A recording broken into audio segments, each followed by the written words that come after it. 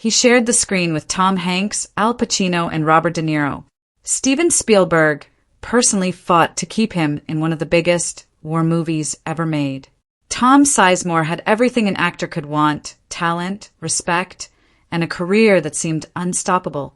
But by the time he died at just 61 years old, he had lost almost everything that mattered to him.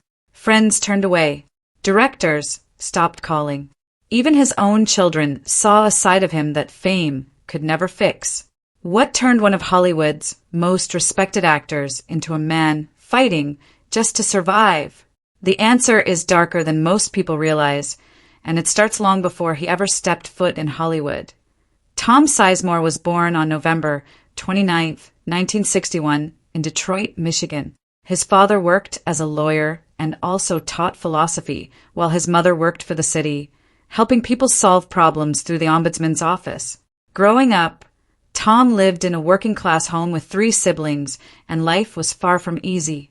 Money was tight, and like most kids in that kind of home, he learned early on that nothing was going to be handed to him. As a teenager, something changed his entire outlook on life. He watched a powerful performance from an actor who made him feel every emotion on screen. That single moment stuck with him. It was not just a movie anymore. It became the moment Tom realized he wanted to spend his life becoming someone else, one character at a time. After finishing high school, Tom Sizemore chased that dream all the way to Wayne State University in Detroit, where he studied acting seriously for the first time. He didn't stop there.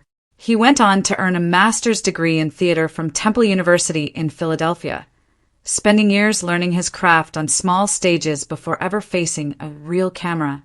Once he felt ready, he packed up and moved to New York City, the place where thousands of hopeful actors go to either make it or give up trying. Life wasn't glamorous.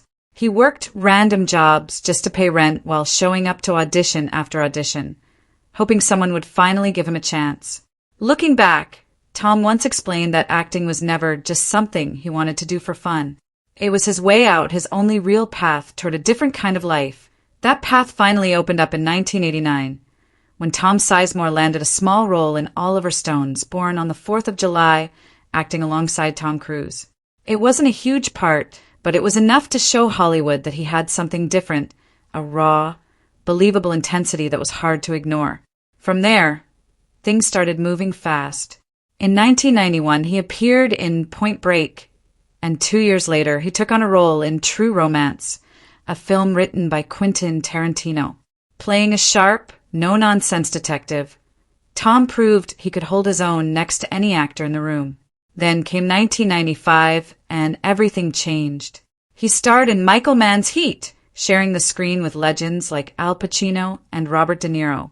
Playing a key member of a high-stakes crew, Tom brought a calm, controlled danger to the role that made him unforgettable, even surrounded by that much talent. But his biggest moment came in 1998 with Saving Private Ryan. Playing Sergeant Horvath, right beside Tom Hanks, he delivered one of the most respected performances of his career. Steven Spielberg believed in him so much that he required Tom to pass daily drug tests just to keep him on set. At that point, Tom Sizemore wasn't just another actor. He was one of the most respected names in Hollywood. But even while his career was reaching its highest point, something dangerous was already growing underneath the surface. Tom's struggle with drugs had actually started years earlier, quietly building in the background while he kept landing bigger roles. As his fame grew, so did his addiction. He later admitted to using heroin, cocaine, and eventually methamphetamine, substances that slowly began taking control of his life. At first, it stayed hidden well enough that most people only saw the talent. But addiction doesn't stay quiet forever. Directors and co-stars started noticing changes. He would show up late to set, sometimes not fully there even when he did show up. People who once respected his work ethic began describing him as unpredictable and difficult to rely on. It created a strange, painful contradiction. On camera, he could still deliver performances powerful enough to leave audiences speechless. Off camera, his personal life was slipping further out of his control with every passing year.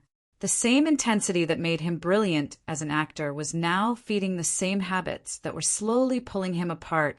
By 2003, Tom's struggles had turned into something far more serious than missed calls or late arrivals. He was convicted of domestic violence against his then-girlfriend, Heidi Fleisch, a case that received heavy media attention and damaged his public image in a way that was hard to recover from. He was sentenced to probation and ordered into rehab, but that was far from the end of it. Over the next several years, Tom found himself arrested again and again, facing charges related to drugs, probation violations, and even theft. In 2010, he chose to speak publicly about his addiction on Celebrity Rehab with Dr. Drew, calling it a monster that had completely taken over his life. He admitted that his addiction had already cost him roles, friendships, and financial stability. It was one of the first times fans saw the real weight of what he had been carrying. Far from the confident, powerful characters he played on screen did I end the middle of all this chaos. Tom became a father in 2005, welcoming twin sons named Jagger and Jaden with his then-girlfriend, Janelle McIntyre. Those who knew him said he genuinely loved his children, but his ongoing struggles made it incredibly difficult for him to be the steady, present father he wanted to be.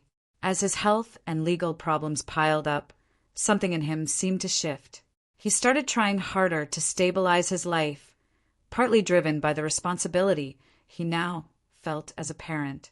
In 2013, he released a memoir titled, "By Some Miracle I Made It Out of There," opening up about how deeply his addiction had affected his relationships, especially with his kids. He once admitted that he couldn't be the man, father, friend, or son he wanted to be while under the influence. In his later years, he kept working, taking roles in smaller, independent films, quietly trying to rebuild the career and the life that addiction had nearly destroyed. On February 18th, 2023, Tom suffered a brain aneurysm at his home in Los Angeles. He was rushed to the hospital in critical condition and remained in a coma for several days as doctors fought to save him. With little hope of recovery, his family made the painful decision to remove him from life support. He passed away on March 3rd, 2023, at the age of 61. His death closed the final chapter on a life that had been filled with both incredible talent and heartbreaking struggle. Colleagues and directors who once worked with him, including Steven Spielberg and Michael Mann, spoke openly about how much they admired his work and the impact he left on their films. Even though his personal battles often overshadowed his career, the performances he gave were never forgotten. Tom Sizemore's story remains a powerful reminder of how thin the line can be between extraordinary talent and complete self-destruction, and how easily one can slip into the other. Tom Sizemore's career reminded everyone what real talent looks like, even when his personal life told a much harder story. What role of his stood out to you the most? Drop it in the comments below. And if you enjoy stories like this, hit subscribe so you don't miss the next one.